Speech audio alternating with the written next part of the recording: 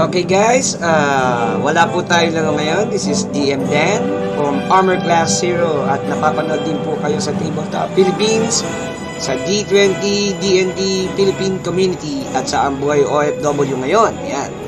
So ngayon guys, nagkakaroon tayo ng another side story. Maliban po din sa original campaign ng Karatur main story, meron tayong campaign na side story, EU's Journey. So yan, mga optional side characters ang mga bida, yan, pero malay nyo magiging main character din po sila.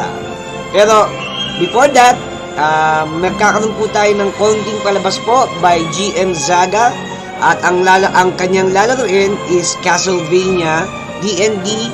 Bali ito po yung side story o beta test nila, pero ito'y magkakaroon din po ng main story po, ang Castlevania D&D, pero matatagalan pa ng konti kasi tatapusin muna namin yung cutter. Pero guys, meron po siyang playtest game at panoorin nyo po to, abang-abangan nyo po yung mga darating pang mga episodes. Pero watch GM Zaga para laruin niya ang Castlevania side story.